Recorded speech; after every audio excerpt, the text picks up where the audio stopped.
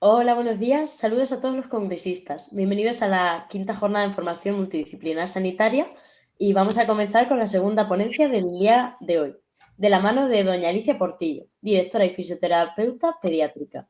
Compartirá con nosotros su ponencia titulada Ictiosis, una mirada desde la fisioterapia pediátrica, la cual ha sido acreditada por la Comisión de Formación Continuada de las Profesiones Sanitarias.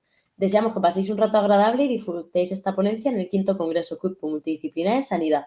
También os recordamos que podéis ir poniendo vuestras preguntas por el chat. Y nada, Alicia, cuando quieras, todo tuyo. Genial, pues muchas gracias. Hola, bienvenidos a todos y nada, en primer lugar daros las gracias por estar aquí hoy y al equipo también por invitarme a esta ponencia que me hace además especial ilusión.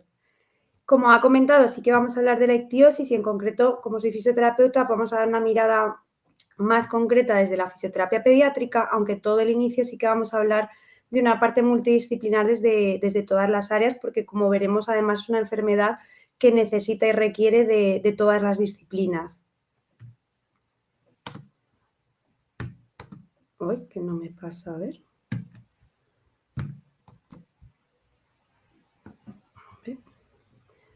No me pasa la diapositiva, un segundo.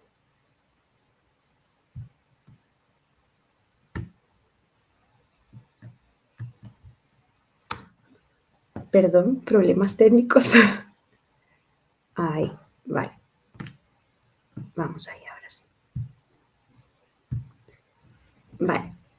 Os he puesto en un principio pues un pequeño índice de contenidos para que sepamos a lo largo de la sesión de hoy qué apartados vamos a ir abordando. Entonces, en primer lugar, vamos a ir viendo qué es la ictiosis para que todos podamos conocerla. Vamos a ir viendo que hay varios tipos de ictiosis y también quiero que nos metamos un poco en la piel de estas personas y que tengamos en cuenta, ¿no?, cómo es su día a día, especialmente con la cantidad de tratamientos que van a tener y que vamos a ir viendo. Luego hablaremos también de esa intervención multidisciplinar tan necesaria. Y también veremos un caso práctico y, como comentábamos, aunque hablemos un poco de todas las disciplinas, acabaremos sobre todo con esa parte de abordaje de la fisioterapia pediátrica. Y sí que quería acabar con unas breves conclusiones que nos quedemos de esta ponencia. La ictiosis es una enfermedad rara porque es una enfermedad muy poco común. Hay 1 de cada 250.000 nacimientos, aunque como vamos a ver hay muchos tipos de ictiosis y cada ictiosis tiene una frecuencia un poco diferente. En España en concreto solo hay 300 personas con ictiosis, aunque como veremos luego hay de cada tipo muchísimos menos, porque al final se va a ir reduciendo. Por ejemplo, de la ictiosis epidermolítica, que es del caso práctico que vamos a ver, solo hay 3 casos en España, con lo cual al final reduce mucho esta frecuencia, lo que hace también más difícil que se conozca y que se investigue sobre ello, como veremos. Sí que es una enfermedad no contagiosa y que además pues su nombre proviene del griego ictis pez, porque como veis justo en el logo, ¿no?, de la Asociación Internacional de Ictiosis, ellos siempre se asemejan a sí mismos como peces, porque como veis en la imagen, su piel asemeja un poco a las escamas de un pez, porque justo esta enfermedad cursa, como veis en el diagrama, con esa sequedad extrema de la piel. Esto que hace que al final pues reduce y elimina justo esa elasticidad, lo cual va a formar, como veis en la imagen, multitud de grietas por todo el cuerpo, y estas grietas muchas veces van a llegar a ser heridas, pues incluso que sangran, que producen infección y que además van a impedir esa movilidad articular, porque claro, cuando yo muevo la articulación se me va a producir una grieta, con lo cual yo inconscientemente voy a evitar hacer multitud de movimientos y claro, eso va a llevar a una rigidez articular. Y como hablábamos, pues va a tener muchos posibles focos de infección y heridas abiertas, que hay que tener pues mucho cuidado con ello. Las características que comentamos, esa descamación existe por 2 vías, ¿no? ¿Por qué? Pues porque al final hay demasiadas células que van madurando a la vez y entonces eso produce que ese exceso de células al final van descamando más de lo normal, porque tengo, como veis en la imagen, pues más células de lo habitual. Y además encima, por si fuera poco, esas células que tengo en exceso van a abandonar más lento que de normal. Entonces, claro, vamos a tener un exceso de escamas que se quedan sobre la superficie. Entonces vamos a ir teniendo piel sobre piel sobre piel que al final se va a ir descamando y va produciendo esas grietas. Claro, ¿qué consecuencias, no? Pues va a tener todo esto. Vamos a tener esa hiperkeratosis, como hablamos, que es ese engrosamiento de la piel. Además, la piel va a estar enrojecida normalmente y va a tener eritema, especialmente pues, en esas zonas del cuerpo donde hay pues, más sensibilidad. Vamos a tener también hipohidrosis en función un poco del caso de ictiosis, pero sí que en general la mayoría tienen una alteración en la sudoración y muchos no tienen ningún tipo de sudoración y algunos tienen como una sudoración muy, muy escasa. Además va a haber sobre todo una intolerancia al calor por esa falta de regulación de la temperatura corporal. Tenemos dos grandes tipos de ictiosis, que en total con todos ellos vamos a tener 36 variedades diferentes, con lo cual, fijaos si decíamos antes que solo en España hay 300 tipos y 300 casos, perdón, y si de esos 300 casos dentro de ellos tenemos 36 variedades diferentes, imaginaos al final a cuánto se reduce. Pues por ejemplo, que en el caso que os he puesto ahí que veremos luego, pues solo hay 3 tipos, como hablábamos. Entonces, dentro de esto, pues vamos a tener las no sindrómicas, es decir, son ictiosis que cursan solo con las dificultades que hemos hablado previamente de la ictiosis. Y luego tenemos otros tipos que son sindrómicas, que al final, además de las dificultades que conlleva la propia ictiosis, van a tener otras más, ¿no? Por eso se llaman sindrómicas, porque al final es algo más complejo y que abarca más. Ahora vamos a ir viendo brevemente una a una para que más o menos podáis conocer un poquito las características principales de todas, pero sí que os he puesto ahí que me gustaría que os vayáis quedando sobre todo con las queratinopáticas y en concreto con la ictiosis epidermolítica, porque es el caso que vamos a ver luego. Bueno, vamos a empezar con las no sindrómicas, que lo que decíamos era que justo son aquellas que cursan solo con las características más puras de la ictiosis, no tienen como otras dificultades asociadas. Entonces, dentro de estas vamos a ver varios tipos.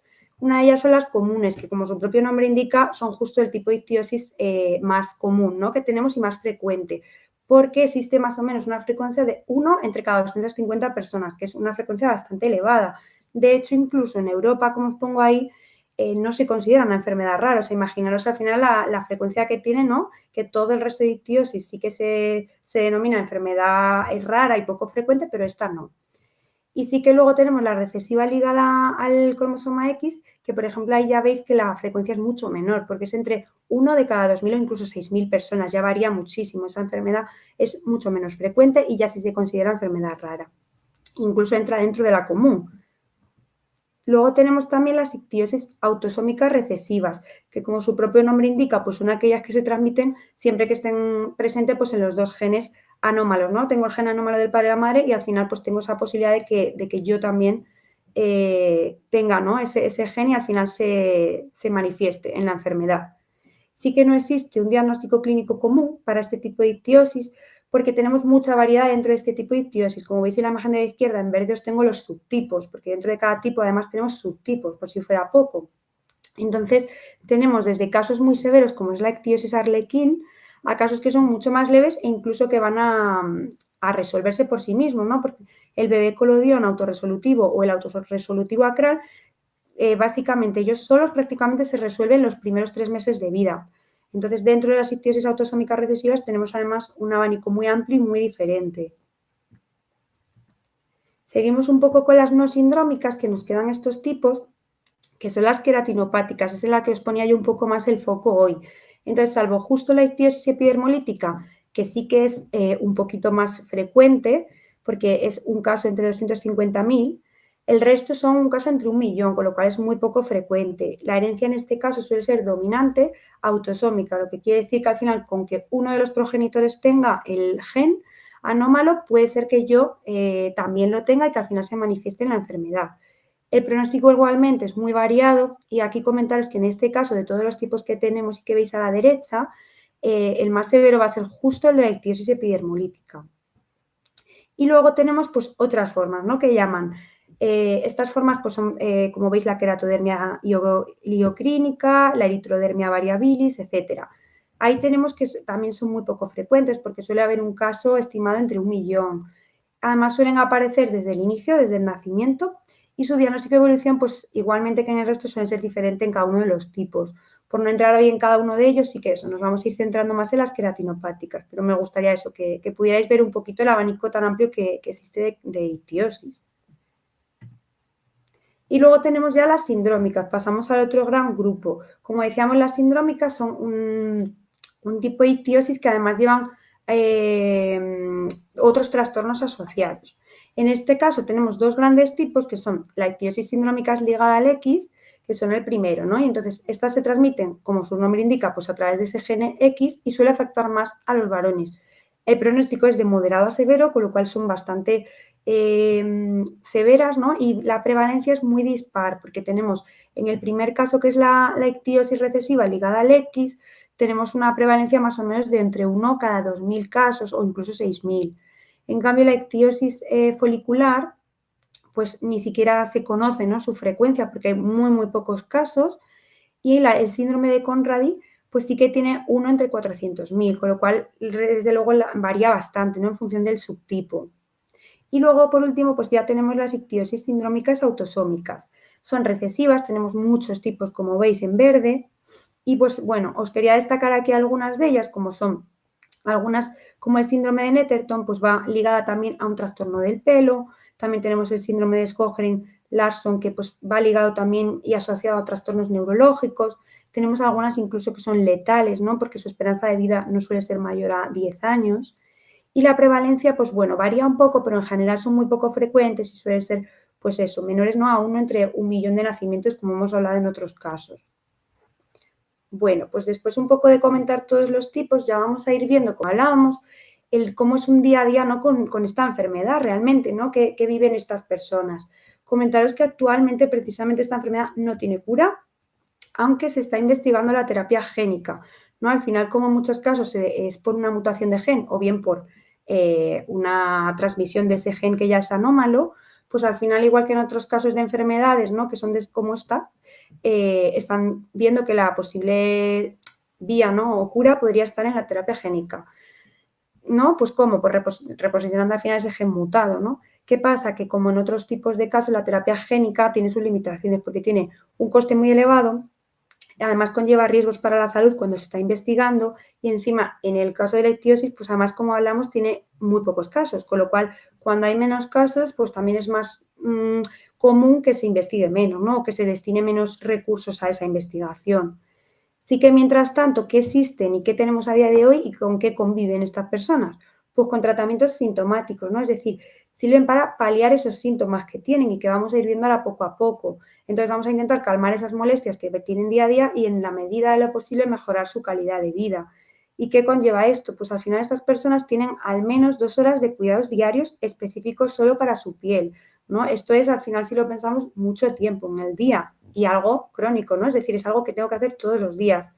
Y encima estos tratamientos no están financiados, al final es algo que estas personas tienen que costearse y que más o menos se ha estimado que puede conllevar unos 200 euros mensuales, lo cual depende un poco, obviamente, de la persona. Al final es un coste elevado y que, además de tiempo, ¿no?, nos lleva dinero y que a veces no es tan fácil el poder costearlo en algunos casos. Entonces, todos estos tratamientos, ¿para qué son?, ¿no?, que vamos a ir viendo también pues uno a uno. Vamos a tener pues tratamientos para la sequedad de la piel, para esas escamas que hemos hablado, para problemas con el cuero cabelludo, inflamaciones también de la piel, picores, dificultades a nivel auditivo, que veremos ya luego por qué también, problemas oculares, ampollas, que es muy común que se generen muchos y además producen pues el consiguiente dolor, etcétera. También vamos a ver un poco la parte de retinoides orales y para qué, y esa parte justo de terapia multidisciplinar que también es necesaria. Entonces, al final, esas 2 horas diarias de cuidado conllevan todo esto, ¿no? Al final tienen que estar pendientes de muchas cosas y destinar todo ese tiempo a ese cuidado por su propio bien, porque al final, si no, van a tener más molestias aún. Entonces, pues por ejemplo, para la sequedad de la piel, lo más habitual y útil a día de hoy es un baño, ¿no? Pero un baño que tiene unas características especiales. Ese baño, claro, ¿qué nos ayuda? Pues ese agua va a reblandecer esas escamas y ayuda a desprenderlas, porque al final, como vamos a ir viendo a lo largo de todos los tratamientos, la mayoría se destinan precisamente a intentar desprender ese exceso de escamas que tenemos para evitar esas consiguientes grietas, ese consiguiente dolor y consiguiente pérdida de movilidad, ¿no? Al final, ¿qué productos vamos a tener? Pues vamos a tener pues, lavantes sin jabón o con oleogel. También utilizan a veces pues, manoplas, esponjas exfoliantes, piedras pómez, etcétera. Y a veces, en algunas ocasiones, cuando sobre todo hay hiperkeratosis en la piel, pues en esas zonas o en zonas que son a lo mejor pues, con grandes pliegues, que pueden tener más posibilidades de crecimientos bacterianos o de infecciones, en ocasiones pues, se añaden unos 100 mililitros de hipoclorito sódico para precisamente reducir esa posibilidad de sobreinfección en estas zonas. Este baño se suele hacer o bien una vez o a veces 2 veces al día, en función también incluso de la época del año, y suele durar al menos cada baño 30 o 40 minutos. Es decir, no es un baño como a lo mejor tenemos nosotros planteados en el día a día, que al final tardamos menos, ¿no? Ellos tienen que estar ese tiempo para precisamente que el agua haga su efecto, que durante ese tiempo que utilicen la esponja pueda ir desprendiéndose piel, etcétera. También se utiliza mucho, y en verano lo suelen hacer bastante, baños en el agua del mar, en la playa, porque mejora muchísimo ese estado de la piel. Pero ¿qué pasa? Que también tenemos que tener muchísimo cuidado, porque en la playa, al final con esa sal precisamente, como tengamos alguna ampolla abierta o alguna herida, que es súper común, tienen que revisarse muchísimo todo el rato, eso puede producir, claro, mucho mayor escozor o mayor picor, con lo cual al final va a ser, ¿no?, peor. Entonces siempre hay que revisarse muy bien antes, porque precisamente por la sal, si hay alguna herida abierta, puede ser una dificultad. Y pues bueno, sí que utilizan también mucho, y es muy importante, el andar descalzo en la playa, porque precisamente, como se sabe en otros casos, ayuda mucho a exfoliar ese exceso de piel en la planta de los pies, porque donde más se les suele acumular también piel es precisamente en las zonas de las palmas de las manos, en las zonas de las plantas de los pies, etcétera. Además, para esta sequedad de la piel, además de estos baños, pues también tenemos el uso de sustancias hidratantes y lubricantes. Vamos a ver para qué sirve cada una. Ambas sustancias se usan por todo el cuerpo y las suelen tener que usar también de 1 a 3 veces al día. Y sobre todo, ¿dónde? Pues en esas zonas que están pues más expuestas al aire, como suele ser pues la cara, las manos, en verano los pies también, o las piernas, etcétera. Entonces, vamos a ver ahora la diferencia. Pues las hidratantes lo que hacen es contribuir a incorporar ese agua que precisamente a la piel le está faltando por esa sequedad. Entonces tenemos sustancias como puede ser el glicerol o la urea a concentraciones más o menos menores al 5%.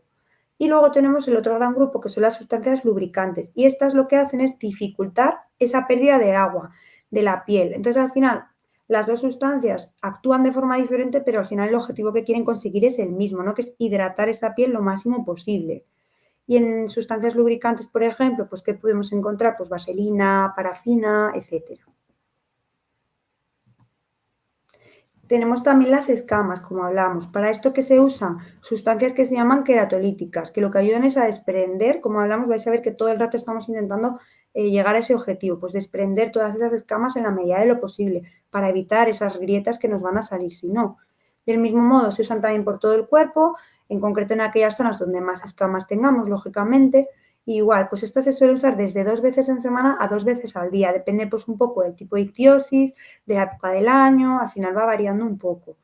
Tenemos diferentes tipos, como son pues el ácido láctico, el glicolico, el salicílico, bueno, hay un montón, ¿no? Y la urea. Aquí sí que os quería destacar la N-acetilcisteína. ¿Por qué? Porque esta sustancia la usan bastante, porque además de todo lo que estamos hablando de ayudar a desprender, también regula esa proliferación y diferenciación de las células, ¿no? Que al final esta sustancia lo que hace es como atacar un poco a esa causa, ¿no? Porque lo que hablábamos es que la ictiosis proviene un poco de esa dificultad en que hay un exceso de células y que además ese exceso de células tarda más en desaparecer. Entonces, claro, la N-acetilcisteína lo que hace es justo atacar a eso, intentar regular esa proliferación, con lo cual estamos yendo a la causa y va a ser una sustancia pues más favorecedora en ese sentido. Pero igual que hablamos con todas, es algo que tienen que costearse ellos. Entonces, bueno, en ocasiones, como es más caro, también hay personas pues que a lo mejor no pueden costeárselo, pero sí que es algo bastante común por esto que os comento.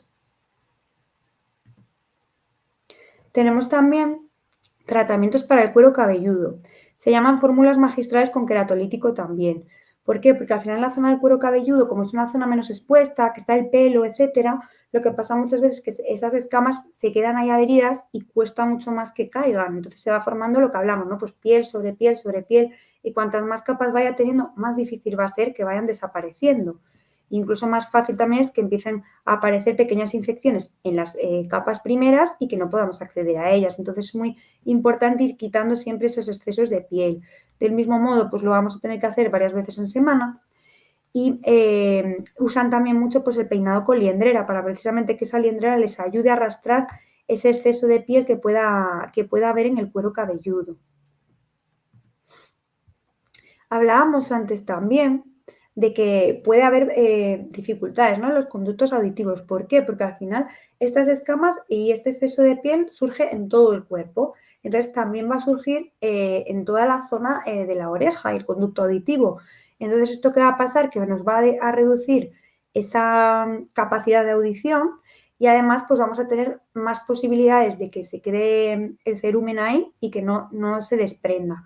Entonces, aquí la figura del otorrinolaringólogo es súper importante, tienen constantes revisiones y más o menos suelen ir pues en función del caso, pero cada 2-6 meses, o sea que van bastante frecuente por ello.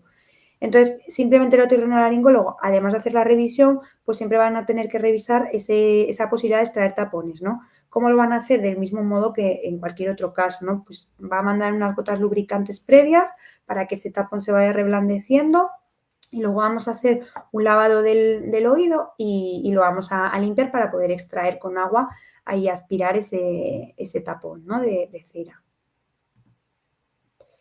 Para la inflamación cutánea y ese picor, que además es muy molesto, ¿no? Y estas personas lo suelen pasar bastante mal porque, claro, esto nos reduce, como nos podemos imaginar en nosotros cuando alguna vez hemos tenido inflamación o picor por alguna circunstancia, claro, te reduce las horas de sueño porque al final es un momento incómodo en el que no te deja dormir y en algunos casos incluso puede llegar a reducir el crecimiento. Entonces, para ello se está usando ahora una terapia que todavía está en estudio, que son las terapias biológicas.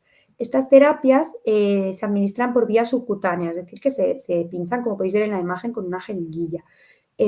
Se suele usar en función del caso cada mes la terapia biológica o cada 3 meses. Y lo que hacen estas terapias biológicas es que bloquean determinados mediadores químicos que producen esa inflamación, ¿no? Al final, igual que hablábamos en otros casos, intenta atacar esa causa de la inflamación. Y se está viendo que en algunos pacientes sí que está mejorando ese picor, que parece que mejora también un poco el aspecto de la piel, ¿no? Como que parece que hay menos escamas, pero sí que se está viendo que depende un poco del tipo de ictiosis, incluso de la persona. Por eso todavía es algo que está en estudio, porque todavía no se ha determinado, ¿no? Si en todas las ictiosis tiene el mismo efecto, cuánto efecto, qué dosis sería la ideal. Entonces se sigue todavía en estudio con ello. También tenemos problemas oculares y tratamientos para ello, ¿no? Porque muchas veces lo que sucede es que por este exceso de piel, pues a veces el cierre palpebral va a ser incompleto durante el sueño y entonces esto encima va a producir pues mayor sequedad y nos puede producir pues también más facilidad de conjuntivitis, de inflamación en los párpados, a veces incluso lesiones también en la córnea de los ojos o es muy común también en algunos tipos de ictiosis el ectoprión, que eso es simplemente pues la sensación de ver un poco los párpados vertidos, ¿no? Hacia afuera. Entonces, para todo este tipo de dificultades asociadas a problemas oculares, pues tenemos dos tipos, ¿no? Los colirios que se suelen usar pues más de día para retirar pues, esas escamas y además lo tienen que aplicar frecuentemente también para hidratar un poco. Y luego más a nivel diurno, nocturno, perdón, se suele usar el lubricante ocular, ¿no? Y en algunos pacientes del mismo modo, pues también se ve que mejora un poco este prurito, el aspecto de la piel, como decíamos, pero igual, del mismo modo también varía, depende del tipo de ictiosis. Entonces, hay que valorar muy bien y a veces simplemente lo hacen también por ensayo-error. En este caso, muchas veces lo mandan y se prueba a ver cómo funciona en esta persona, ¿no? Y en base a ello, pues se ve si se retira, se mantiene, se aumenta dosis, se disminuye y eso es el médico quien al final lo pauta, ¿no? Y lo controla. Luego también tenemos algo muy, muy común en todas las ictiosis, que son las ampollas. Se forman, por todo esto que hablamos un poco al final de la piel, multitud de ampollas. Claro, estas ampollas, como todos hemos vivido pues al final una ampolla, ¿no? Porque nos ha rozado el zapato o algo, son muy incómodas. Pero es que ellos tienen ampollas, no una, como hemos podido tener nosotros o dos. Tienen ampollas por toda la planta del pie, por las manos. Entonces, al final, eso, cada vez que pues presionan algo, etcétera, también tienen más dolor, ¿no? Y tienen una piel en ese sentido más sensible que al final cualquier roce o al coger un objeto incluso, etcétera, les puede molestar. Y no hablo pues cuando ya es en la planta de los pies para andar, subir escaleras, etcétera, que al final les produce dolor, claro. Entonces llegan a intentar evitar ese movimiento para evitar ese dolor. Entonces, ¿qué suelen hacer de cuidado para ampolla? Pues igual que hemos hablado en otro caso, como en cualquier otra ampolla. Primero tenemos que lavar toda la zona con agua y jabón o bien con suero o algún antiséptico como la cristalmina. Lo que vamos a hacer es puncionar esa ampolla con una aguja que por supuesto siempre esté estéril o a veces pues también lo hacen con alguna tijerita, la punta pues también cortar, ¿no? Al final, ¿para qué? Pues para presionar y poder drenar todo ese líquido, sacarlo fuera y luego vamos a volver a lavar la zona con agua y jabón y en el caso de que esa zona, en función de donde sea, vaya a estar en contacto con superficies que puedan estar sucias, pues como muchas veces pasa en las manos, porque es inevitable que al final tengamos que coger cosas y tocarlas, vamos a tapar con un apósito. En el caso de que sea una zona en la que en principio no va a contactar con superficies, podríamos dejarlo al aire sin problema. ¿Qué es importante aquí y qué sucede muy a menudo? Que es muy complicado a veces recortar la ampolla, ¿no?, en la medida justa. Y entonces hay veces que si se pasan un poco de más, al final esto puede producir sobreinfección, ¿no? Porque al final esa epidermis lo que nos hace es una cura biológica. Al final esa epidermis que crece y que está ahí es necesaria. Entonces, claro, si la eliminamos de más, al final es muy probable que evitemos esa barrera, no la tenemos y haya una sobreinfección. Entonces ahí siempre tienen que andar con mucho cuidado, con tener ese equilibrio justo de recortar pero no pasarse, porque si no al final recorto para evitar la ampolla, pero al final tengo una infección que al final casi me dificulta más y me genera también más dolor y más impedimento, ¿no?, en la vida diaria. Entonces, bueno, pues para estas ampollas, además de un poco este cuidado diario que hablamos, también tenemos pomadas antibióticas, por lo que os comento, porque es súper común que inevitablemente en algún momento me pase, corte de más y al final me aparezca alguna infección. Ellos tienen infecciones súper habitualmente, es algo que conviven con ello. Entonces tienen pomadas antibióticas, pues como en cualquier infección bacteriana, para evitar y reducirla lo antes posible. Y en el caso de que haya muchas sobreinfecciones o que haya una infección que ya sea de un tamaño mayor, pues se usan antibióticos orales directamente. Siempre, obviamente, esto pautado por el médico. Tenemos también tratamientos para como los retinoides orales, y aquí sí que os quería comentar el acitrecino, que suele ser el más común que utilizan en la ictiosis, pero estamos viendo que tiene como beneficios, pero también efectos secundarios.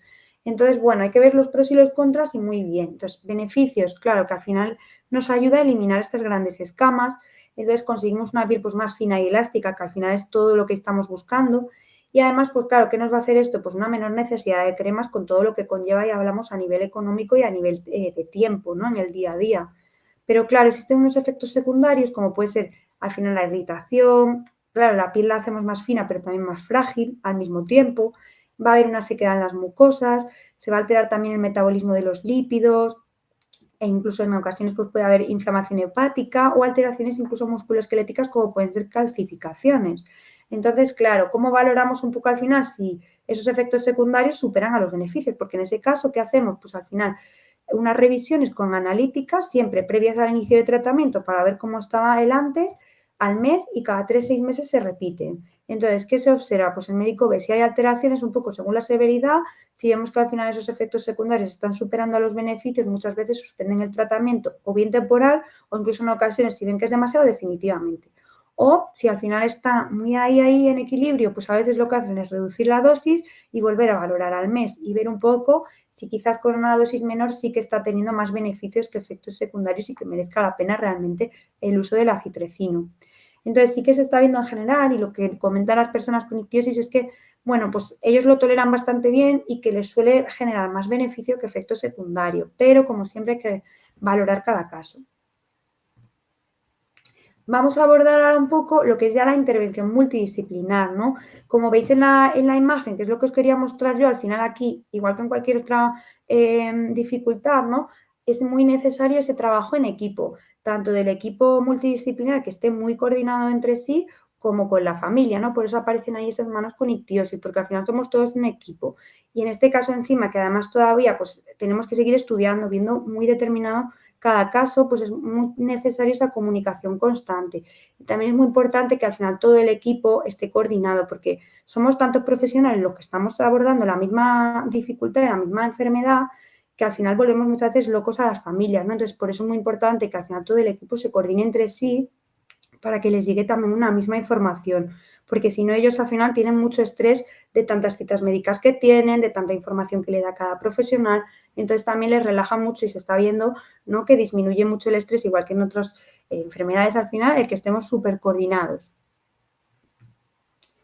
¿Qué vamos a ver? Pues como hablamos, ¿no?, esa persona con ictiosis más su familia siempre va a estar en el centro y al final el equipo multidisciplinar va a estar alrededor. Os pongo aquí algunos ejemplos más comunes en la ictiosis, pero faltan obviamente muchas disciplinas médicas que también forman parte, ¿no? Pero bueno, suele estar súper principal el dermatólogo, ¿no?, porque al final la dificultad y la alteración está en la piel. En el caso de los niños, como yo me he enfocado más en la parte de pediatría, pues siempre está el pediatra, el médico rehabilitador también, el psicólogo, el fisioterapeuta, terapeuta ocupacional, el enfermero, muchas veces también está el nutricionista. Bueno, tenemos multitud de profesionales que van a estar ahí todo el rato en esas revisiones constantes y tratamientos e intervenciones. Y ahora yo os quería hablar del caso práctico que os traía hoy. Entonces os quería hablar de Luca. Luca es este niño que veis en la foto. Entonces Luca tiene 10 años y él padece pues la ictiosis epidermolítica, ¿no? Que por eso he estado toda la sesión ahí recordándoos esta ictiosis para que ahora como que le pudierais poner más cara. Entonces Luca va actualmente a una escuela ordinaria sin ningún tipo de apoyo porque él, como veremos luego, pues a nivel cognitivo es una gran capacidad porque tiene muy buenas habilidades cognitivas, pero él sí que utiliza un botón gástrico para complemento nutricional ponderal, porque no consigue absorber todos los nutrientes, además, como él también tiene también esas llagas por toda la garganta, tiene esta dificultad que tenemos en la piel, también él la tiene intraoral, entonces al final a la hora de comer, también desde pequeño ha tenido muchas dificultades y rechaza muchos alimentos, tiene incluso hipersensibilidad, entonces ha sido muy complicado y le tuvieron que pautar el botón gástrico al final por el tema de que mantenga y tenga un peso mínimo, ¿no? Dentro de lo necesario. Y sí que también pues tiene esos cuidados diarios de la piel que hablábamos todo el rato y en su caso sí que está con la terapia biológica mensual. En su caso la tiene cada mes, le pinchan cada mes y por ejemplo en su caso es uno de los que ha ido un poco a etapas, digamos, porque al principio parecía que sí que la terapia biológica le mejoraba la piel, le mejoraba ese prurito, pero luego al final él mismo nos decía, y es verdad que le veíamos en la piel, que parecía que no. No sabemos si están estudiando, pues si por la dosis que no sea suficiente, si quizás en su tipo de ictiosis pues no tenga el mismo efecto que en otras, entonces sigue en estudio. Y por supuesto, pues tiene una intervención multidisciplinar, ¿no? Con revisiones médicas constantes. Sí que en su caso hacen algo muy bueno que la familia además destaca porque les ayuda mucho, porque como tienen tantas revisiones médicas, pues lo que hacen ahora es que van al hospital, al Niño Jesús, y ahí le condensan todas las revisiones médicas en un día. Entonces ellos van, se tiran todo el día en el hospital, pero sí que es verdad que van pasando como todos los profesionales médicos a verles, en vez de que tengan pues cada día diferente del año una sesión. Entonces hacen esto y luego además los profesionales del hospital se reúnen un poco para hablar del caso y poder dar esa información a la familia, lo cual es verdad que la familia lo ve como algo positivo porque al final les ayuda mucho a nivel incluso de conciliación familiar. Y luego, además de estas revisiones médicas constantes, pues tiene también intervenciones semanales de psicología, de terapia ocupacional y de fisioterapia. Vamos a ir viendo un poco cada una de estas áreas también y qué se trabaja con él desde estas áreas y desde esta intervención pues multidisciplinar. En el caso de la psicología, están trabajando ahora mucho pues, en esa aceptación, ¿no? Y afrontamiento de esas dificultades que tiene asociadas a la ictiosis, porque Luca ya es muy consciente de esa enfermedad que tiene, de las dificultades, ¿no? Que cursan, pero claro, ahora hay que aceptar también y afrontar que al final esto a día de hoy no tiene cura y que yo convivo con ello y tengo que aprender a convivir con ello. Al final él es un niño de 10 años y esto también, pues eso, hay que irlo trabajando con ayuda de la psicóloga. También trabaja mucho ese refuerzo de la autoestima, porque lógicamente al final él tiene muy buenas capacidades y él ve diferencias con el resto de niños. Entonces hay que trabajar mucho esa autoestima, ¿no? Esa gestión emocional, que aprenda también a reconocer qué está sintiendo, ¿no? Para poderlo expresar luego adecuadamente y poder manejarlo él. Luego también pues trabaja mucho esa potenciación de estrategias sociales, porque sí que existen dificultades a nivel social en el cole. Y también, por supuesto, pues ese acompañamiento constante a la familia, ¿no? También para ayudarles a reforzar todo este tipo de aspectos y a manejar pues todas las dificultades que puedan aparecer en el día a día también suyo en casa, ¿no? A nivel de terapia ocupacional, trabajan diferentes aspectos, ¿no? Por un lado trabajan la autonomía, pues en el tema de vestido y desvestido, abrochar, desabrochar, ya sean botones, cremalleras, zapatos, todo lo que tiene que ver también con el cuidado personal, ¿no? De higiene y de todo lo que conlleva la ictiosis para que él poco a poco vaya siendo también autónomo en esta parte que al final él va a tener que ir aprendiendo a gestionar. También en el tema del peinado o de ponerse y quitarse calzado. Vamos a ver también que trabajan adaptaciones escolares, ¿no? Porque en muchas ocasiones, como veis, está en su mano justo y al final tiene pues estas rigideces articulares ya producidas por todas estas grietas que ha ido teniendo y que ha reducido pues, su dificultad, incluso a veces aparece ya deformación articular. Entonces, en muchas ocasiones se necesita cambiar ese tipo de material escolar y adaptarlo. Entonces, la terapeuta ocupacional está ahí muy pendiente para ver qué necesita Luca para írselo adaptando. Entonces, en ocasiones, pues ha adaptado lápices, incluso también pues, le ha podido incorporar un atril, ¿no? Pues para que al final no tenga que bajar la cabeza tanto porque a él le genera dificultad. Incluso aprender pues, a abrir rotuladores, también lo han trabajado, o todo ese tipo de actividades bimanuales que son tan necesarias a nivel escolar y a nivel del día a día, ¿no? Para manejarnos. Luego también trabajan mucho en coordinación con el hospital en la elaboración, ¿no?, de férulas de mano, para evitar precisamente esas rigideces articulares que le van a conllevar a pérdida de movilidad y, por tanto, pérdida de autonomía y participación. Entonces, como veis ahí, por ejemplo, pues le han elaborado una para el cuarto dedo para intentar evitar pues esa flexión y desviación que está teniendo. También trabaja mucho pues la movilización pasiva y activa de todo lo que es los miembros superiores, por lo mismo, porque al final Luca, él evita inconscientemente, como es normal, todo movimiento, porque al final todo movimiento le produce dolor, le produce una grieta. Si veis la mano, al final él tiene ya la piel tan seca en muchas zonas que al final cualquier movimiento, en concreto pues en todos los pliegues articulares, ya le produce una grieta que va a ser dolor y que al final él va a evitar. Pero claro, eso tiene su parte negativa, que es esa reducción en la movilidad articular, ¿no? Entonces hay que intentar mantenerlo y por eso trabajan también desde ahí. Y por último, también la terapeuta ocupacional trabaja mucho la parte sensorial. ¿Por qué? Porque ya hemos mencionado previamente que las personas con ictiosis muchas veces por estas zonas de piel pues, más finitas, etcétera, pues a veces van a tener zonas hipersensibles o incluso zonas hiposensibles en aquellas zonas que ya hay mucha hiperkeratosis y que al final yo no voy a sentir igual la piel. Entonces también es necesario trabajarlo, porque incluso muchas veces pasa que pueden poner una mano en el fuego y si tienen mucha hiperkeratosis, hasta que se dan cuenta de esa sensación, ya igual ha pasado demasiado y se pueden quemar, ¿no? Entonces es necesario también trabajarlo. Y luego vamos a abordarlo ya pues desde la parte de fisioterapia pediátrica que hablábamos. Entonces, aquí yo os he querido hacer el diagrama de la CIF, que seguro que muchos de vosotros conocéis, y vamos a ir viendo en cada dominio de la CIF cómo vamos trabajando desde la fisioterapia pediátrica, en concreto con Luca en este caso. Entonces, con él, con todo esto un poco que hemos ido viendo de perspectiva, pues trabajamos la parte de estructuras y funciones corporales. ¿En qué no trabajamos estas estructuras y funciones? Pues en mantener, del mismo modo que la terapeuta ocupacional, ¿no?, pues ese balance articular, en nuestro caso, porque estamos coordinadas de este modo, ya trabajamos la parte de miembro superior y yo la inferior, pues mantener, ¿no?, incrementar siempre que sea posible todo ese balance articular, tanto en la articulación de tobillos, como rodillas, como caderas. Además, vamos a trabajar, iremos viendo además luego cómo en cada uno de estos dominios que os he traído fotos también y ejemplos. Entonces, ahora os voy a hacer como el panorama general y posteriormente vamos a ir viendo uno a uno con imágenes.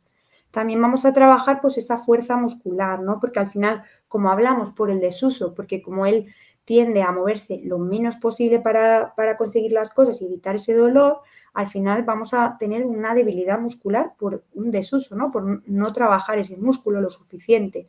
Y además también vamos a trabajar ese aumento de la capacidad cardiopulmonar por lo mismo que hablamos, porque al final es un niño que no tiende a correr ni a jugar de una forma pues como más dinámica o más activa, más con cambios de ritmo y al final esa capacidad cardiopulmonar también está disminuida. Entonces hay que también prevenir e irla teniendo en cuenta para potenciarla en la medida de lo posible. Vamos a trabajar también el dominio de las actividades, ¿no? Pues, por ejemplo, en actividades como intentar lograr el equilibrio monopodal pues unos 3 segundos, mejorar todo aquello que tenga que ver con transferencias posturales del día a día, porque, claro, imaginarse, al final es un niño que evita el movimiento, todo lo que sea una transferencia postural de ponerse de pie, sentarse, agacharse, es algo que evita y que además al evitarlo también tiene dificultades para realizar esas transferencias, entonces hay que trabajarlo para darle esa autonomía en la medida de lo posible, que él pueda tener la estrategia más eficiente en todas esas transferencias posturales para conseguir aquello que desea.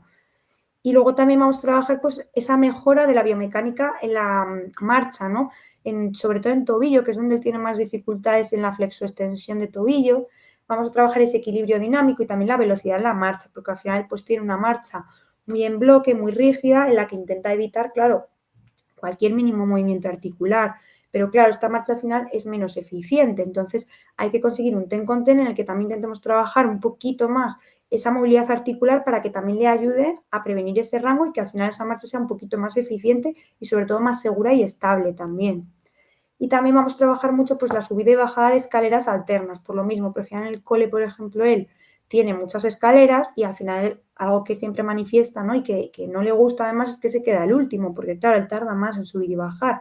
Entonces al final fue un objetivo que nos propusimos en conjunto, el subir y bajar escaleras alternas pues, con la mayor destreza posible y sin necesidad de agarrarse en una barandilla, porque al final todavía por su seguridad quería y necesitaba agarrarse en una barandilla, que es algo que se está trabajando y que ha mejorado además un montón, porque además ha partido de él ese objetivo, que es lo importante. Y luego vamos a ver a nivel de participación él también propuso, porque todo esto ahora veremos luego justo cómo hemos ido trabajando y seleccionando estos objetivos en conjunto con él, pero él manifestaba pues que le gustaría jugar al fútbol en el cole, ¿no? Porque es al final la típica actividad que suelen hacer todos los niños y él al final por el miedo a que le dé el balón, que al final si le dan un balonazo pues la piel se le puede rajar, le puede producir dolor, etcétera.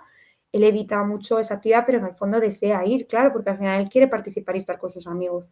Entonces también fue un objetivo que tenemos en marcha.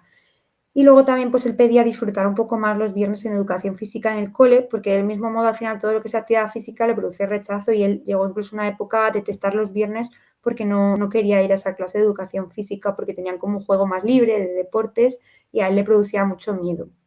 Y además también demandaba a nivel de participación pues tener más amigos, porque es una dificultad que está teniendo a nivel social, ¿no? Porque al final en estas edades también es muy complejo, a nivel visual es algo que lógicamente se ve, y entonces, bueno, pues ahí está teniendo alguna dificultad, no tiene menos amigos de lo que le gustaría. Entonces es algo que eso está trabajando mucho con la psicóloga también. Y luego también trabajamos y tenemos en cuenta esos factores ambientales y personales, ¿no? De los que nos habla la CID. A nivel ambiental, sí que destacar siempre en este caso que hay un apoyo e implicación, por suerte, de la familia muy grande. Está toda la familia, no solo los padres, sino que también los abuelos están muy volcados, siempre que hay que ayudar están ahí, están muy implicados también en lo que es la ictiosis y lo que conlleva, entonces también ayudan de una forma muy positiva. También además, por suerte, pues hay un equipo multidisciplinar que está coordinado y la familia pues siempre lo manifiesta así, que eso le produce como mucho descanso, ¿no? Y mucho relax porque sabe que al final el equipo está hablando todo el rato y viendo cómo mejorar y coordinándose para ir en la misma línea al final y ayudarnos unos a otros, que al final el objetivo es el mismo entre todos. Y la parte buena es que en general está bien integrada en el cole, pese a que hay que seguir trabajando esa parte más social, ¿no? De con los amigos. Y a nivel personal, pues sí que destacar lo que hablamos, que sobre todo además a nivel de fisio tiene, ¿no? Es que ver y tenemos que tenerlo en cuenta que él desde luego tiene un escaso interés por el movimiento, no es algo que le suele motivar, pero sí que tiene una motivación que suelen ser pues los videojuegos, los legos, son dos de sus intereses mayores y además tiene un muy buen nivel cognitivo, con lo cual es una capacidad y una fortaleza pues que también hay que destacar y tener en cuenta para trabajar desde ahí también pues esas dificultades o debilidades que tenemos. Sí que, como os he comentado, por ejemplo, pues para ir sacando estos objetivos y viendo con el cuál sería la mejor forma de trabajarlos, pues hicimos como estos dos, por ejemplo, ¿no? Que es, bueno, a través de las F-Words, y entonces vamos preguntándole algunas cosas y él las iba escribiendo. Entonces, bueno, él simplemente ahí sí que reflejaba todo esto que os he comentado de que su mayor pasión, ¿no? Y su mayor motivación está relacionada, bueno, con el juego que se llama Fortnite, pero es con todo lo relacionado con videojuegos. Con su familia él está muy contento, sí que siente que es una familia guay, ¿no? Que es algo también muy positivo. Y sí que, por ejemplo, la amistad, cuando apareció ese apartado de amistad, él puso no directamente, porque es como algo que rechazaba y que le costaba incluso hablar, ¿no? Sobre ello. Sí que tiene un gran amigo, que es Mario, pero a él le gustaría tener más, que es lo que nos reflejaba. Y por su sueño, ¿no? A nivel de futuro sí que es ser dreamer, ¿no? A él le gustaría ser youtuber, algo relacionado con esta parte de videojuegos. Y luego en otro momento que también sacamos una hoja de objetivos ya más concreto, intentando sacar los porqués, pues bueno, así como destacar de aquí, él sí que nos comentaba que le gustaría, ¿no? Un objetivo suyo era ir a Japón, porque era un viaje que la familia se planteaba, pero tenían que verlo, ¿no? Y al final a Luca eso le apasionaba, el pensar que iba a ir a Japón. Entonces de ahí pudimos rescatar, porque sí que hablamos que, claro, para ir a Japón al final pues hay que andar, para ir viendo todos los sitios que quería ver él, hay que andar, seguramente habría que subir escaleras, meterse en el metro. Entonces al final sí que fue una buena motivación para él, que como meta final tendría ese viaje, ¿no? Que él quería y que la familia se planteaba hacer. Entonces para ello él pues se tenía que poner un poquito más en forma y andar pues todo lo posible, coger más capacidad aeróbica, etcétera, para así poder aprovechar ese viaje más y ver todo lo que fuera posible. Entonces sí que fue como una motivación para él para sacar esos objetivos que hemos desglosado antes a nivel motor. Y luego, por ejemplo, a nivel de amistad, pues igual, él destacaba que le gustaría pues jugar más con Mario, tener más amigos, ¿no? Ponía ahí. Entonces, bueno, es algo que también se trabajó y se habló con la psicóloga, nos coordinamos para que también ella pudiera trabajarlo en sesiones, ¿no? Y darle como esas estrategias para conseguir un poco ese objetivo que tenía él. Luego, además, con él también hemos ido, pues para sacar esa motivación, porque al final los niños aprenden así, ¿no? Él era muy de retos, a él le gusta mucho retarse a sí mismo, entonces con la terapeuta ocupacional, pues pusimos un poco ese sistema con él y era un poco que cada día juntos, pues Luca, ya sea con la TEO o con la fisio, pues se planteaba un objetivo, ¿no? Una meta o un reto ese día. Entonces lo planteábamos juntos y ya en la siguiente sesión revisábamos con la familia pues si lo había conseguido. Entonces él se iba poniendo objetivos, pues como podéis ver a lo mejor, pues mientras esté en casa, si quiero decir algo a alguien, tengo que ir, ¿no? Yo y no llamarle y que me venga, ¿no? Para justo fomentar pues esa autonomía y esa independencia a la hora de andar y de moverse para conseguir algo. Luego, por ejemplo, pues también un viernes jugar con Mario, ¿no? Un objetivo, el poder decirle a su amigo Mario que viniera a casa para poder jugar. Vemos objetivos también pues, a nivel de Teo, pues como hacer una manualidad del amigo invisible, ¿no? Venía el amigo invisible, pues poder hacer la manualidad. Entonces íbamos teniendo así pequeños retos que a él pues le iban motivando también, íbamos viendo pues si lo conseguíamos, incluso en ocasiones conseguía por encima del reto, ¿no? Por ejemplo, hablábamos de hacer X pasos al día, por ejemplo, pusimos un día, el día 3 de febrero, por ejemplo, hacer 3.500 pasos a lo largo del día. Entonces, a veces, pues él incluso se retaba y decía, pues voy a hacer uno más. Bueno, pues genial, ¿no? Al final él estaba motivado y quería conseguir eso. Entonces, era una forma de mantenerle activo y de mantenerle también motivado en la terapia. Y luego aquí os he traído estas fotos que os comentaba un poco para que podáis ver un poco más de cerca desde la parte de fisioterapia pediátrica cómo íbamos trabajando, ¿no? Pues, por ejemplo, para trabajar dentro de el balance articular activo, hacíamos ejercicios, ¿no? De cuclillas para trabajar esa flexión dorsal en carga del tobillo, hacíamos ejercicios también pues de puntillas, ¿no? Para ir a tocar o coger objetos que poníamos o situábamos altos y también trabajábamos en descarga, ¿no? Pues por ejemplo, él le tenía como un patinete que le gusta mucho y para que él vaya a ir a tocarlo, ¿no? Y que también además él viendo su pie sea consciente, ¿no? De hasta dónde mueve, intentar un poco más, ¿no? Y que ahí poco a poco vayamos intentando mejorar esa movilidad, ¿no? Además aquí en las fotos pues podéis visualizar muy bien todas las escamas, ¿no? Que tiene sobre todo en esa zona de planta de pies y de manos, como veíamos antes, ¿no? Entonces tiene muchas grietas y tiene mucho dolor, ¿no? En la rodilla, por ejemplo, también se puede observar toda esa cantidad de piel que al final cuando mueve pues le produce también a veces dolor por esas grietas. Entonces muchas veces que teníamos que hacer también pues masaje, porque claro, al final él compensa inconscientemente cuando camina, ¿no? Como hablábamos con esa marcha en bloque, etcétera, pues al final compensa y utiliza unos músculos en exceso y otros en defecto, digamos, ¿no? Otros los usa menos. Entonces, a veces hay sobrecarga muscular que tenemos que trabajar pues también con masaje para relajarle un poco la musculatura. Y también trabajamos ese balance articular ya no activo por parte de él, sino pasivo, ¿no? Al final, aparte de hacerlo activo, también en él es necesario trabajar y llegar un poquito más de su límite para evitar que pierda movilidad y en la medida de lo posible que ganemos un poquito, ¿no? Para que al final él sea lo más independiente posible, porque si al final llega a una rigidez total, esto le va a dificultar la movilidad. Lo que pasa es que aquí sí que os he querido destacar la importancia del dolor, porque ellos, como hablamos todo el rato del dolor, ellos conviven con dolor, pero además imaginaros cuando ya hay una movilidad articular pasiva. Eso le produce aún más dolor, ¿no? Además tiene como mucho miedo y se tensa. Entonces, ahí hay que trabajar mucho con él, ahí tenemos una comunicación constante en cuanto él además me dice, yo tengo que parar, ¿no? Para un poco no llegar a ese punto de dolor extremo, incluso no llegar a crearle yo una grieta, ¿no? Porque al final, igual que se puede crear una grieta andando, imaginaros cuando yo le fuerzo un poquito más. Entonces hay que tener como 1000 ojos en este caso, estar muy tranquilos los dos, en un ambiente también tranquilo, relajado y en el que él esté 100% también centrado para que me pueda avisar de cualquier aspecto. Incluso antes de la sesión siempre me avisa si tiene alguna ampolla, entonces yo le miro dónde, para que también además él vaya siendo consciente y pueda ir comunicando y entendiendo, ¿no? Su cuerpo. Y también le trabajamos mucho el que él aprenda, pues para cuando yo no esté o no esté la mamá o alguien, ¿no? A lo mejor que él entienda y pueda hacer estiramientos en el caso de que también tenga una sobrecarga muscular, para que por lo menos pueda paliar un poquito hasta que a lo mejor pueda tener su sesión de fisio, etcétera. También trabajábamos, como hablábamos, la fuerza de miembros inferiores. Entonces, ¿cómo hacemos esto?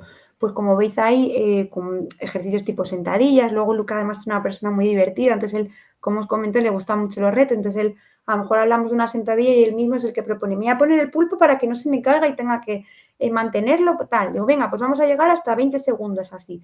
Entonces un poco ahí trabajando con esa motivación, diferentes ejercicios de fuerza en diferentes posiciones, ¿no? Y cambiar mucho también, porque al final es importante que al final le guste la sesión y esté motivado, ¿no? No repetir siempre lo mismo, sino intentar con ese mismo objetivo pues ver qué otros juegos podemos hacer para al final que él esté contento, ¿no? Y lo disfrute.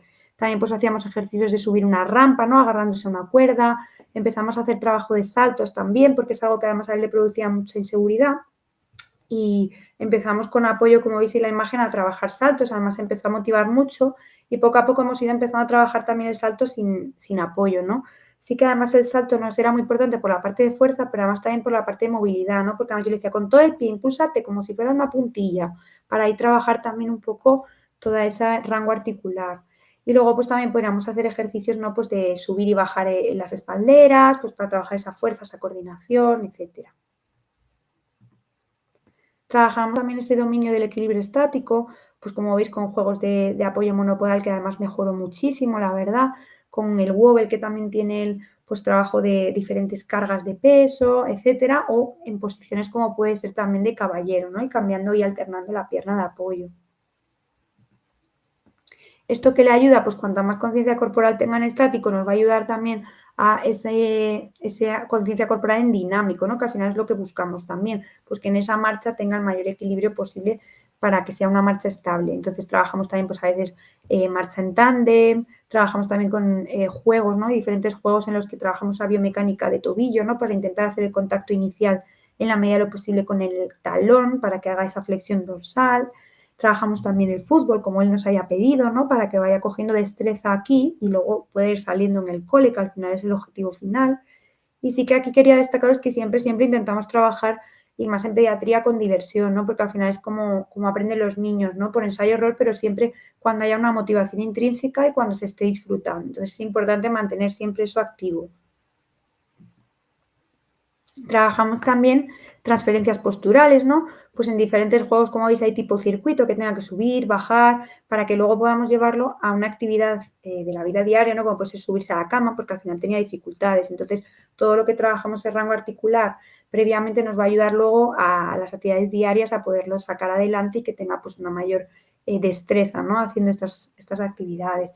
Y trabajábamos también las escaleras, como habíamos hablado, y ahí ya veis que ya era capaz de subir y bajar alternando sin necesidad de apoyo. Fue algo que también además ha ido mejorando muchísimo porque partía también de él ese objetivo, que es la parte importante. Y luego, por último, trabajábamos también en agua. El medio acuático, como ya hemos hablado antes, nos ayuda mucho porque al final trabajar en agua nos está hidratando la piel todo el rato. Entonces es un medio que además de para un niño ser muy lúdico, ¿no? Y muy divertido, nos propicia muchos beneficios que también podemos sacar para en concreto la ictiosis. Entonces esa piel está más blandita ahí y entonces también le produce una mayor satisfacción y mayor facilidad el poder mover las articulaciones. Además contamos con esa parte de desgravitación del agua. Entonces, ejercicios que a lo mejor fuera del agua nos pueden costar más por falta de fuerza, ese agua nos puede ayudar en ciertos momentos también a trabajarlo. Incluso, depende un poco del juego que hagamos o ejercicio, también el agua nos puede ofrecer cierta resistencia. Entonces, es un medio en el que al final nos produce muchas ventajas. Ahí pues hemos trabajado en diferentes posiciones también, pues como puede ser también el aprender a nadar, que he aprendido a nadar recientemente también pues a crawl, de espaldas, también trabajamos ahí pues mucho cuando, por ejemplo, nadamos de espaldas, esa movilidad articular de tobillos, de rodillas, también trabajamos pues esa capacidad cardiopulmonar, ¿no? Esos mismos objetivos al final que teníamos fuera del agua, pero en un medio diferente que le produce también pues mayor satisfacción y que le ayuda también a que luego fuera del agua otra vez vayan saliendo más fácilmente esas actividades, ¿no? Entonces, pues trabajamos el buceo para ir a coger, por ejemplo, anillas, etcétera, y seguimos trabajando, por ejemplo, como veis, pues las cuclillas, ¿no? Pero dentro del agua, para que trabaje bien el apoyo plantar. Trabajamos también pues el caminar, ¿no? Que ahí nos ofrece como esa resistencia al agua, con lo cual nos viene también muy bien. O la subida y bajada de escaleras, pues del mismo modo que hacíamos fuera también, ¿no? Y ya por último, pues sí que quería mencionaros y recordaros unas pequeñas conclusiones de la sesión de hoy, que es bueno que la enfermedad de la ictiosis es muy poco frecuente, como hemos visto, y esto conlleva que por lo tanto sea muy poco conocida. Entonces sí que me gustaría, pues bueno, que por lo menos hoy todas las personas que hayáis estado aquí la podáis conocer un poquito más y que podáis darla a conocer, ¿no? Al final esta enfermedad también requiere, como hemos visto, de cuidados diarios que son muy costosos y que además requieren mucho tiempo. Y todo esto le produce además dificultades en actividades de la vida diaria y dolor, ¿no? Son personas que al final conviven diariamente con dolor. Pero sí que es muy importante recordar que es una enfermedad que no es incapacitante, es decir, ellos aprenden a convivir con ella, pero ellos pueden tener una vida en la que perfectamente pueden ir a trabajar y pueden llevar una vida plena, pero sí que tienen que convivir con ella y con estas dificultades que al final conlleva, desde luego, la ictiosis. Sí que para reducir todo ello y para ayudar en la medida de lo posible es súper importante tener, como hablábamos, esa intervención siempre multidisciplinar, que todos los terapeutas y profesionales estén todo el rato coordinados, ¿no? Y que además, bueno, recordar que esta enfermedad a día de hoy no tiene cura, con lo cual tenemos esos tratamientos que hemos ido viendo sintomáticos, pero claro, es necesario esa investigación y esa especialización en la medida de lo posible, porque al ser poco conocido también hay muy pocos profesionales especializados, lógicamente, en este tipo de enfermedad, con lo cual es súper importante que se investigue, que se conozca para al final facilitar y conseguir, pues si fuera posible, una cura y si no, conseguir que al final todas las personas puedan conocerla más para que al final ellos, estas familias, se encuentren más profesionales familiarizados, ¿no?, con esta enfermedad. Para ello sí que os dejo ahí también la Asociación Española de Ictiosis, que tiene pues mucha información también sobre esta enfermedad y podéis encontrar ahí pues más detalles, ¿no? Seguro. De todas formas, pues os dejo también aquí mi correo para si tenéis cualquier duda y por supuesto ahora podéis preguntarme pues todo lo que necesitéis y daros las gracias a todos por estar hoy aquí, haberme escuchado y espero que hayáis aprendido un poquito. Muchas gracias.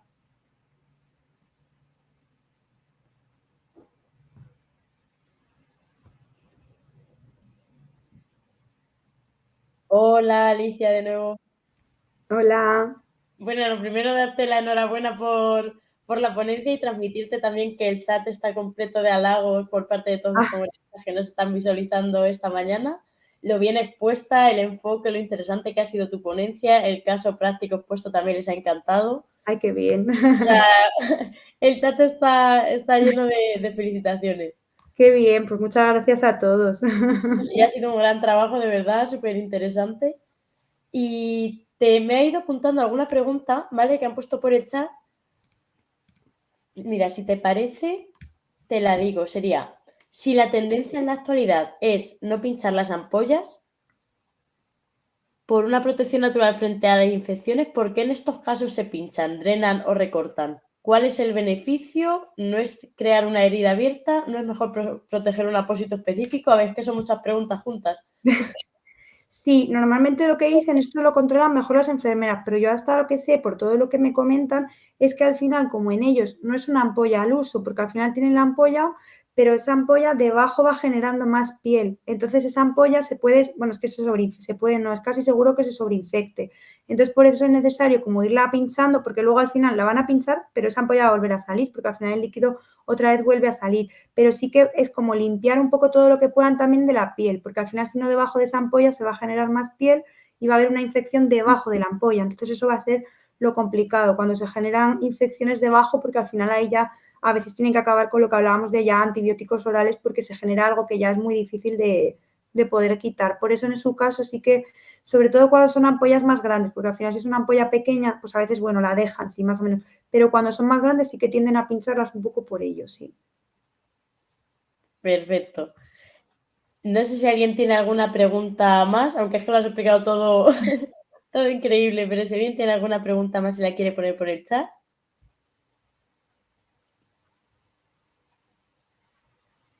Nos comentan que todo muy claro.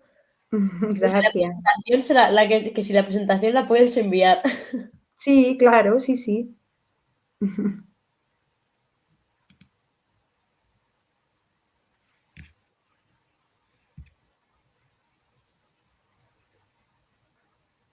Vale, Alicia, pues nada, por mi parte, decirte que ha sido un placer asistir a tu ponencia en la jornada de hoy. Muchas Enhorabuena nuevamente. Es una suerte contar con profesionales como tú en el Congreso, la verdad, porque ha sido muy enriquecedor todo el caso práctico que has contado. Creo que todos hemos conectado con el caso.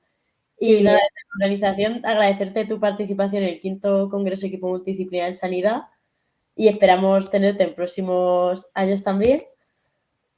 Igualmente, pues muchas gracias a vosotros por invitarme y nada, estamos en contacto. Muchas gracias a todos. Y nada, también extender el agradecimiento a todos los congresistas que se han unido a nosotros durante esta segunda ponencia de las jornadas y recordarles que la próxima y última de las jornadas será esta tarde a las 6 de la tarde, que trataremos sobre la mejora de la atención al paciente con trastornos de salud mental en urgencias.